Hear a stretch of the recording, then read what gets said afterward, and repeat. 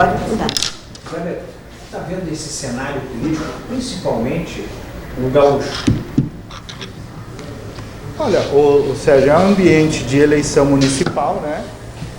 Em eleição municipal, as pessoas continuarão querendo escolher um bom prefeito, né? Então isso vai ser...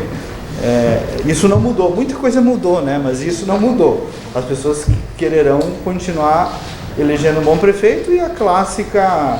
A Elis conhece isso, inclusive, melhor que eu, avaliação de bom governo, mau governo, né? Claro que no ambiente que a gente vive no país, né, de tensão política, incidirá, especialmente em municípios grandes e médios, questões nacionais. Então haverá um debate, eu costumo dizer, eu gosto de usar aquela...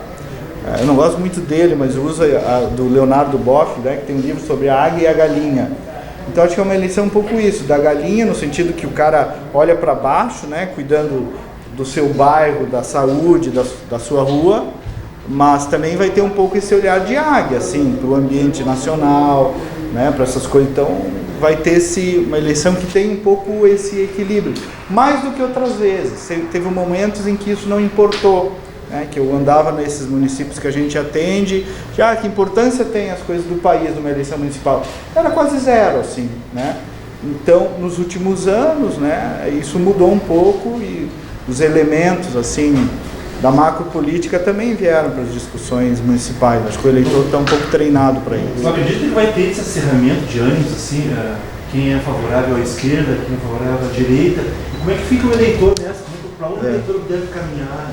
Eu acho que não é um único elemento, né? E até eu acho que está errado. Por exemplo, eu vejo uma expectativa na direita e, por assim dizer, nisso que se convencionou chamar de nova direita, de que esse vai ser o único elemento e o elemento decisivo.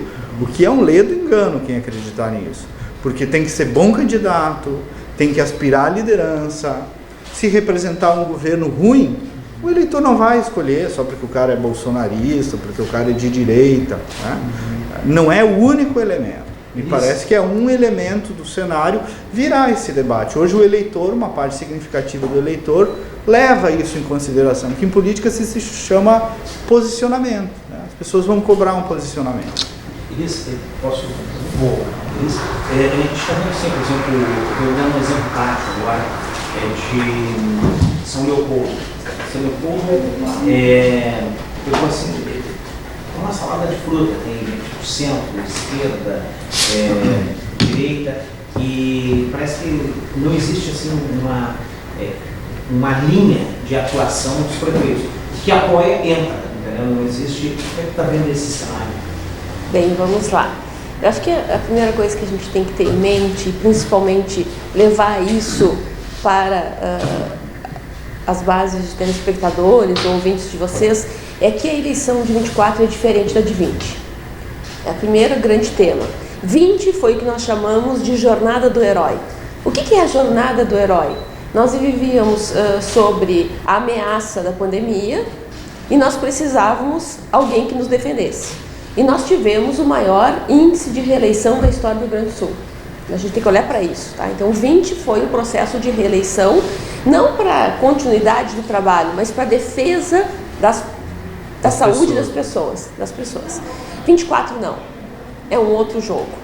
E entre 20 e 24 nós passamos por 22. Mas o que está forte agora? Eu vou falar primeiro do geral, depois eu falo do particular. O que é relevante nisso? O que é relevante agora? Eu vou tratar 4 grandes temas, tá? Na palestra. O primeiro é o perfil. O primeiro tema é o perfil do gestor. O segundo tema é a influência da tendência de continuidade e mudança. O terceiro diz respeito às entregas. O que está na agenda, né? É a agenda. E o quarto é a verticalização nacional. Então vamos para o primeiro. Em termos de perfil de eleitor, o que o eleitor quer? O eleitor quer 3 grandes características. O primeiro tem a ver com a capacidade de governar, capacidade de gestão, capacidade de liderança. Ser um bom prefeito. Ser um bom prefeito. O cara ter uma visão sistêmica, ter uma visão ampla. E quando o eleitor fala disso, ele está dizendo o seguinte, ó, não adianta a gente ter alguém que consegue andar nos bairros, mas que quando chega no gabinete não consegue achar soluções. Então ele está pensando nessa questão do líder, que consegue andar no bairro, mas que consegue também pensar em soluções.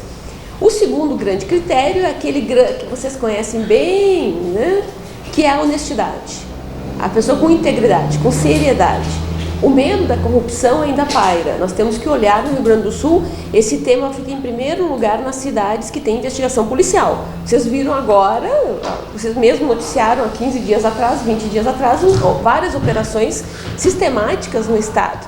Então, quando eu tenho ameaça de corrupção, eu tenho ampliação do indicador de honestidade. E o terceiro é um cara, gente como a gente. É um perfil próximo ao povo. Então as pessoas querem um líder honesto e que seja próximo ao povo, que ouça o povo. Não é só que fale a língua do povo, que as pessoas mais pedem é que nos ouça. Não vamos esquecer que nós estamos na era da transformação digital, onde cada um pega um celular e quer respostas do seu líder. Você está dizendo que o eleitor gaúcho do Rio Grande do Sul ele quer um candidato líder, honesto e próximo do povo para essa eleição de 2024. Esse é o tema, tá? Não é mais aquele protetor social de 20, tá? Então são estes três. Tá bem, se eu tenho essa tríade aí de perfil, o próximo passo do eleitor é a teoria do voto econômico, que a gente chama na ciência política. A teoria do voto econômico diz o seguinte: se o governo é bom, fica o governo. Se o governo é ruim, sai o governo. Então, prefeitos que têm uma avaliação ótima e boa, que é a avaliação positiva, só vale o ótimo e bom, o regular não conta, de 40% tem chance de se reeleger ou fazer sucessor. Então, quando eu tenho um prefeito com 40% ou mais de 40%, ele está liderando as pesquisas. Se eu tenho um prefeito com 60%, 70%, ele está com a eleição bem encaminhada, né? Quando a gente fala de continuidade e mudança, nós temos aí 3 olhares do eleitor. E a gente tem que olhar para isso. E tem um pouquinho a ver com aquela tese Fogaça que teve na eleição do Fogaça em Porto Alegre. Primeiro, o eleitor quer que fique o que está bom. Ele não quer votar em ninguém que seja uma oposição com risco de parar o que está andando. Ele não quer saber dessa história de que muda o prefeito para as obras, não importa o município. Então, primeiro, manter o que está bom. Segundo, mudar o que está ruim. E o que está ruim na maioria dos municípios, tá? A questão da saúde pública, e quando eu falo em saúde pública, o eleitor está falando da fila represada, principalmente de média complexidade, do ponto de vista de atendimentos de especialidades, atendimentos de cirurgias e exames. Isso tem grande demanda, isso está represado. Por mais que a gente discuta que possa ter uma obrigação compartilhada com o governo do Estado, o eleitor diz: não quero saber, eu quero que o prefeito resolva, ele é meu porta-voz. E o terceiro é fazer o que não foi feito. E o que é o que não foi feito na maioria das cidades gaúchas, inclusive em Porto Alegre hoje? A capacidade de combate a enchentes, de alagamentos. Não é mais o prefeito estar junto quando tem a tragédia. É o prefeito ter... Falando daí, está entrando no clima daí. Mas digamos, uma operação, se a gente pensar em Porto Alegre, fazer com que realmente o projeto de dilúvio vá para a rua. Isso é fazer o que não foi feito. Tá? Então eles querem que depende da cidade. Se eu pegar Esteio, se eu pegar o Vale do Rio Pardo, se eu pegar então Metropolitana, pegar a região sul, região norte, fronteira, todos estão sofrendo com as questões climáticas e não querem mais as desculpas de outrora. A culpa não pode ser de São Pedro. E nem só força-tarefa. Não é São Pedro. Acha que então no brief, desculpa, o eleitor quer prevenção, né? Correto. Mais estrutural. Solução. Mais estrutura. Solução. Então, acha que no discurso do briefing do prefeito vai ter que ter esse conteúdo de condições climáticas? De combate. Inclusive secretarias de defesa à população. Não só de defesa, mas de prevenção, né? E esse sim é um tema novo, né, Elias? Porque isso, a rigor, nunca veio muito para a eleição municipal discutir prevenção de catástrofe, questões climáticas, né? E agora, de fato, as pesquisas estão identificando esse olhar, porque é uma... Não adianta tu ir lá no bairro de um determinado bairro de Alvorada, encheu, e ficar solidário com quem perdeu. Não, e dizer, isso sempre enche, só que sempre é um problema. Esta frase tem que ser resolvida. Planejamento. Então, se a gente pegar em algumas cidades, inclusive em Porto Alegre, nós estamos quase 1/3 da população falando que é um prefeito líder, capacidade de gestão, que ouça as pessoas, por quê? Para resolver estes grandes dilemas. Sim, não adianta dizer, botar a gente na rua, isso, botar as botas de chuva E por um tempo funcionou isso. e colete Agora da não Defesa mais Civil só. e está pronto para foto. Entendeu? Não, a questão é como é que eu resolvo. O eleitor vê isso como obrigação já, né? Botar o colete para a rua É evidente, mas Aquele colete cor laranja, né? o político adora, né? Agora, o colete é o teatro. A dragagem é a Eu ação. queria uma pergunta sobre, assim, vocês estão falando no geral, Porto Alegre, tá? Se tinha uma expectativa ali de ter várias candidaturas, tá difícil, a gente está vendo 2 candidaturas colocadas, bem posicionadas, e as duas felizes da vida em polarizar, né, que é o prefeito e a Maria do Rosário, assim, eles parece que os eventos que a gente tem acompanhado, eles querem polarizar, certo? Como é que vocês estão vendo? Vai surgir mais candidaturas? Assim, vamos... O PSDB está nesse... Não acha o candidato, o PDT, Avante, PSB, União Brasil formaram aquela frente, também não aparece o candidato. O tempo vai passando. Vocês estão identificando que vão haver mais candidatos ou que a tendência é que a coisa fique polarizada e o Melo e a Maria do Rosário, assim, e vai nacionalizar isso, porque eles, assim, os dois estão nacionalizando também. Parece que, não sei se as pesquisas apontam que é bom nacionalizar e tocar ficha, mas o que a gente está vendo dos eventos que a gente acompanha é que eles estão em campanha, né? Assim, inclusive abriram campanha. A gente está em abril e é evento de campanha. Eu acho que é evento de campanha, mas enfim. Né? Não olha, vi aquilo lá. Já tem posicionamento e tudo. Não sei, assim, se já dá para... Enfim, o PSDB vai ter candidato na avaliação de vocês? Vai achar um candidato? Que é mais um espaço do que um candidato. Ô Flávia, essa leitura, no fundo, tu é capaz de ter melhor do que nós, né? Porque tu tá nos bastidores, tu trabalha com isso, então, na verdade, quase tu tinhas que responder. Mas o que me parece, assim, é que dificilmente haverá uma candidatura que consiga se posicionar com força para além do Melo e da Maria do Rosário. Porque são duas histórias muito constituídas, tanto de bloco político, no caso do MDB e os seus apoiadores, com histórico na cidade, quanto do outro lado o PT e seus apoiadores, 2 blocos políticos com histórico, com consistência, e 2 figuras políticas, nomes muito fortes e posicionados, com todo o simbólico envolvido, que é o caso do Melo e que é o caso da Maria do Rosário. Então, só que é muito para além da questão da polarização, me parece isso. Tem um histórico de cidade, desses 2 grupos políticos e 2 tipos de posicionamentos políticos. A polarização nacional virá como um ingrediente, mas aí na linha do que disse Elis, não é só isso, haverá também uma discussão de cidade em Porto Alegre, sabe? De um projeto político que governou a cidade há anos e que agora traz ali, pelo que eu vi também no fim de semana, algumas reminiscências daquele discurso do volta do povo ao poder, as periferias e tal, que me parece um pouco ultrapassado do ponto de vista estratégico, né? Me parece que o PT haverá de encontrar alguma outra coisa que conecte mais com o tempo em que vivemos e com as pautas do momento. E do outro lado, o discurso do prefeito, enfim, que tem um posicionamento de cidade, uma linha de parcerias e tal. Então, te respondendo, acho muito difícil. Política, né, minha querida, em 5 minutos tudo pode mudar. Mas hoje, me parece difícil que isso... Por tudo isso que eu disse, entende, Flávio? São 2 forças constituídas. Só quis posicionar assim, para muito além da questão da polarização. São 2 forças legitimadas na cidade, com histórico, com bagagem política muito grande, né? E os 2 candidatos, inclusive. E vai ser acirrado, vocês acham? Vai, né? Não tem como não ser.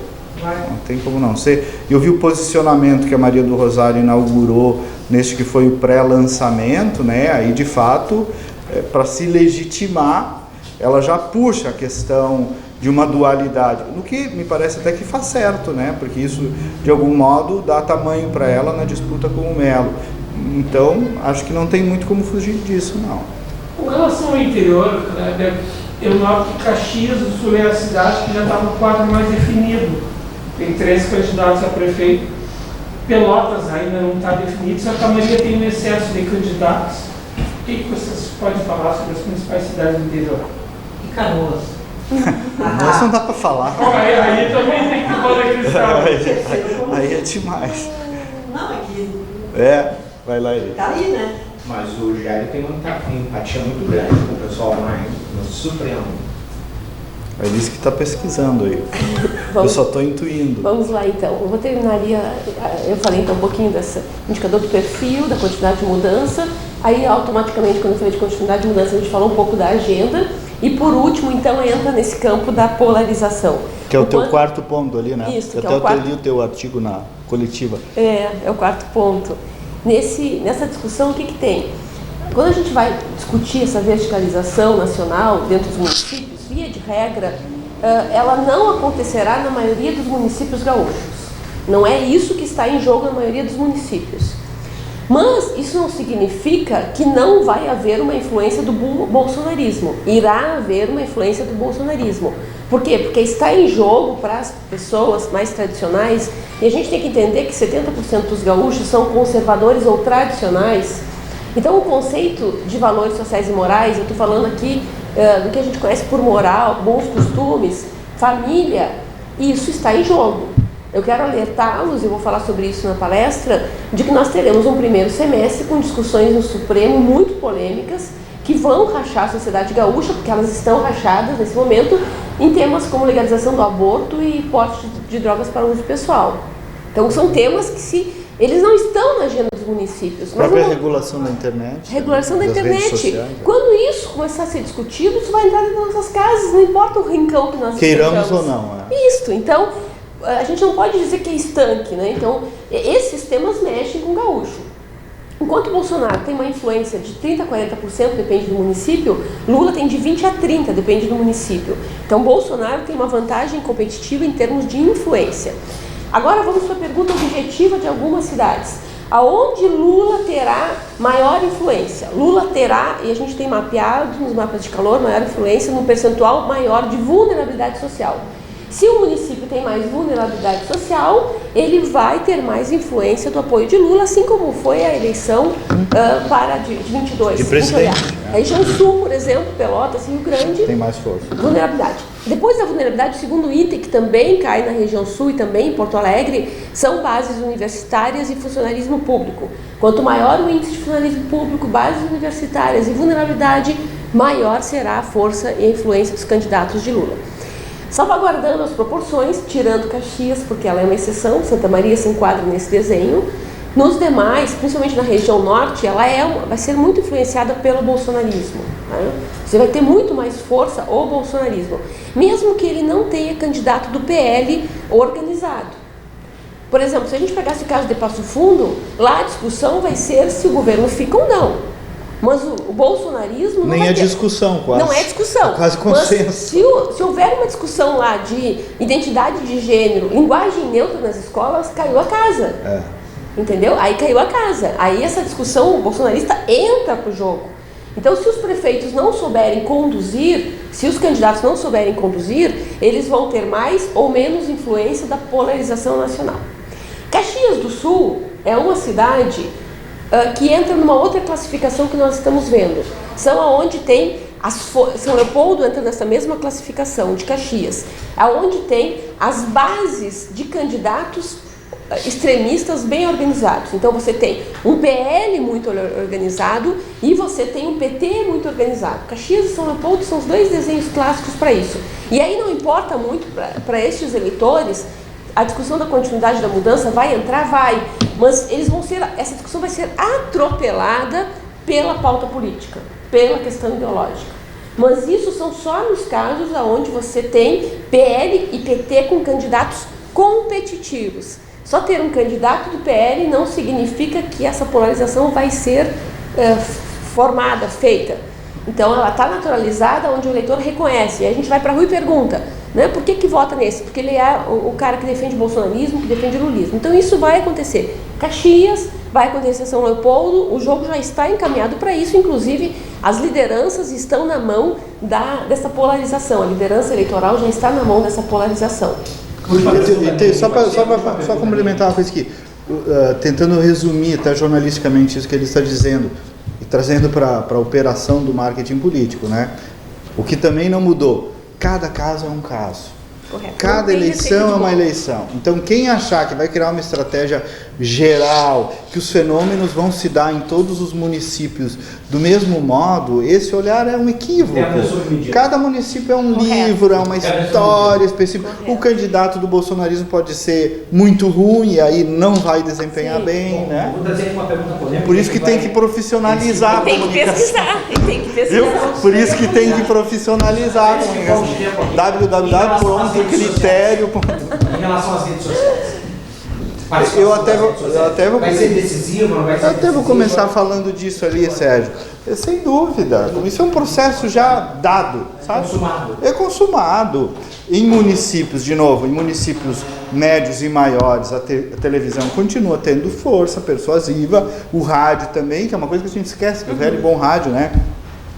Eu canso de fazer eleições municipais e trabalhar toda a estratégia pelo rádio. As pessoas ouvem rádio e às vezes o eleitor nega que ouve horário político e ouve. Sim. E gosta e se diverte com Uma isso. eleição como igrejinha vai passar pelo rádio. Tem eleições aqui da Grande Porto Alegre que a gente não tem rádio, TV, jornal. Então são eleições que se dão corpo a corpo, na luta de bairro, carro de som. Esteio, Sapucaia, E muitas. Guaíba. E aonde, meus amigos? Redes sociais, né? E nas redes sociais, aí vem toda essa incidência Mas as redes das sociais, questões cara, nacionais. Vai ter fake news, notícias falsas? Eu acho que é um desafio, sem dúvida. Sem dúvida. Eu acho que o maior, Vai dar fora? acho que o maior desafio desta eleição, do ponto de vista das redes sociais, é o deepfake, sabe? Isso é um problema É um risco. gigante, porque o uso da inteligência artificial para o mal. Já começou a aparecer em alguns Já, em municípios, várias cidades. que é o uso da imagem e da voz, que cada vez está mais. Até eu participo lá do CAMP, né? Vocês Que têm que é alertar isso tem que ser uma pauta que de matéria tem pra que ter uma vocês. pauta de vocês, eu acho. O CAMP lá, que eu sou associado, né, que é o Clube Nacional dos Profissionais de Marketing Político, já está tratando isso com o TSE, para um cuidado redobrado, porque aí sim é uma fake news 2.0, né, muito mais Se quiserem um avançado. No último dia pode. Vou dar um case para vocês. Entrevista E do não dá tempo prefeito de de defesa, não dá tempo. Canguçu, que já fizeram. Esse aí É, já aconteceu. Fizeram o quê? fizeram. Deepfake da voz. Deepfake. Fizeram. Não quer dizer que pode botar alguém com a voz do Lula que sabe que o Lula é a Pode. favor da Meu filho de 12 anos. E com uma baixou o aplicativo perfeição já faz. e com uma Melhor do que o Lula falando ali. É impressionante como faz. e assim Parte das campanhas do compostor, esse tipo de alerta, né? Isso. Culturalmente, é mais no interior. Acho que nós precisamos, assim, isso é um esforço assim, conjunto de quem quer participar de uma boa política saudável, falar sobre isso, catequizar o eleitor sobre isso, Eu acho que vai conscientizar. ser como ser cadeão, hein, nessa eleição. É complicado. Não vai dar tempo É de difícil. se ter uma ferramenta para. É uma experiência nova. A Né? sensação que vai ter. Ô Diego, bom? Legal. Olha, eu gostei dessa. Posso fazer um elogio pra vocês? Fazer o quê? Um elogio. Por favor. Eu gostei da aliança de vocês dois. Olha aí. Caramba, eu tô aqui, eu tô fazendo. Mas ela é com um homem e eu sou contra a mulher, né? São bem pronunciadas, né? Dá para fazer mais uma pergunta? Eu queria gravar com eles. Deixa eu fazer a última pergunta. Normalmente o pessoal, assim, não tem nada científico que eu vou colocar. O pessoal que sai nas capas dos jornais santinhos, sexta, sábado e domingo, tem um índice muito grande de se eleger. É real, é falso? Eu quero mas falar um mas pouquinho sobre isso. É. Tá, o que acontece assim, ó, a rede social é relacionamento, é popularização da imagem, é engajamento, é diálogo com o eleitor, é proximidade. Agora, o jornal impresso, a fotinho lá no jornal, últimos dias, a televisão, o rádio é credibilidade. A gente são coisas diferentes, é gestão da marca com credibilidade. Tanto é, se vocês fizerem uma analogia com o mercado, aonde o Uber anuncia, aonde o iFood anuncia, eles botam a matéria lá na 0 Hora, eles compram metade da página da 0 Hora, eles estão lá na Rádio Gaúcha, eles estão lá na televisão, eles estão lá no Correio do Povo, eles estão no Jornal do Comércio, eles estão em tudo que é lugar. Por quê? Porque é uma outra coisa, né? Os veículos tradicionais, eles são muito caros para a credibilidade. credibilidade, tá? É onde, assim, ó, as pessoas no interior em especial, se elas pegam uma fotinho lá do entrevistado, do político lá no Correio do Povo, lá no Jornal do Comércio, em qualquer outro veículo, mas não, mas ele tem respeito, esse cara é de respeito. Botar na página dele uma coisa, ele sair na página de veículo tradicional é respeitabilidade, é credibilidade. Vocês têm que entender Reputação. isso, é reputação. Porque isso também é um ativo dos veículos tradicionais que tem que ser entendido e comercializado. Reputação que repercute nas redes sociais, né? O cara usa nas redes sociais. Olha, saí no Correio do Povo. Porque eu não sei se isso está correto, assim, mas lá no fundinho, o eleitor, ou a população, o consumidor, ele sabe que a rede social está muito mais sujeita a qualquer coisa, digamos assim, ter informação falsa e tal, ele mente, né? E o jornalista valida, o jornalista qualifica, o jornalista dá o status correto. Chancela. Nada substitui o papel do jornalismo profissional. E acho que não é antítese com as redes sociais. Que às vezes também, agora eu falo até como jornalista profissional, né?